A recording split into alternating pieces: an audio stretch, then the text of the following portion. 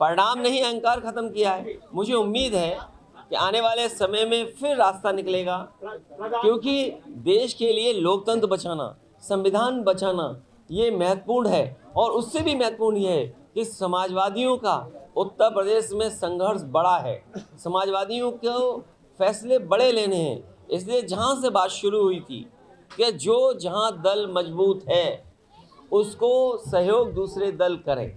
मान लीजिए जिस लोकसभा के क्षेत्र में मैं बैठा हूँ, आप हम सब लोग हैं, 5 लाख वोटों से ये पार्टी जीतती है, भारतीय जनता पार्टी। इसका मतलब ये नहीं है कि सबका साथ, सबका विकास और सबका सम्मान हो रहा हो। अभी भी बहुत सारे ऐसे लोग हैं जो निराश हैं, जिन्हें उम्मीद थी, जिनकी उम्मीद तोड़ी है। तो ये राजनीति में परिणाम आते हैं, और जो भी परिणाम आएंगे वो कोई भी पॉलिटिकल पार्टी है उसको स्वीकार करेगी। लेकिन लड़ाई लंबी है। इन परिणामों से हमें और जिन लोगों को भारतीय जनता पार्टी जैसी बड़ी पार्टी का मुकाबला करना है, उन्हें बहुत तैयारी करनी पड़ेगी, बहुत अनुशासन में रह करके उन चीज़ों का मुकाबला करना पड़ेगा।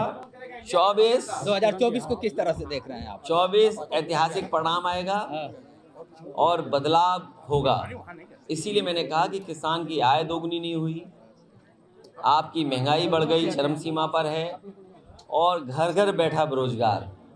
यही रास्ता निकालेगा लोकतंत्र में। जातियों में बांटने की कोशिश हुई, ऐसा प्रधानमंत्री कह रहे हैं कि इस चुनाव में मैं बहुत सीधा ये कहना चाहता हूँ कि जिस समय मंडल कमीशन का गठन हुआ है, और जो लोग ये बात कहते हैं कि हम विपक्ष के लोग जाति जनगणना मांग करके या जातियों की बात करके या पीडीए की बात करके जातियों में नहीं बांट रहे हैं।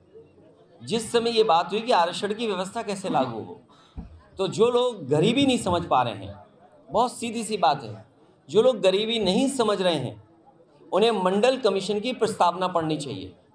और जिस समय वो प्रस्तावना पढ़ लेंगे उसके बाद जाति में बांटने की बात नहीं कहेंगे, क्योंकि इस प्रस्तावना में मंडल कमीशन ने तमाम पहलुओं को देख करके ये माना कि जाति के आधार पर लोग गरीब हैं, इसलिए जाति के आधार पर आरक्षण होना चाहिए।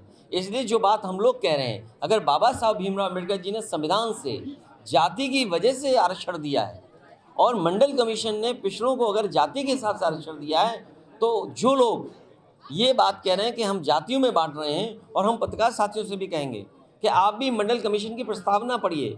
उन्होंने जात के आधार पर गरीब माना है, इसलिए जो लोग ये कह रहे हैं उन्होंने संविधान और मंडल कमीशन की बातें नहीं पढ़ी हैं। वो पिछड़े विरोधी हैं, दलित विरोधी हैं, और अल्पसंख्यक विरोधी हैं, और आदिवासी विरोधी लोग।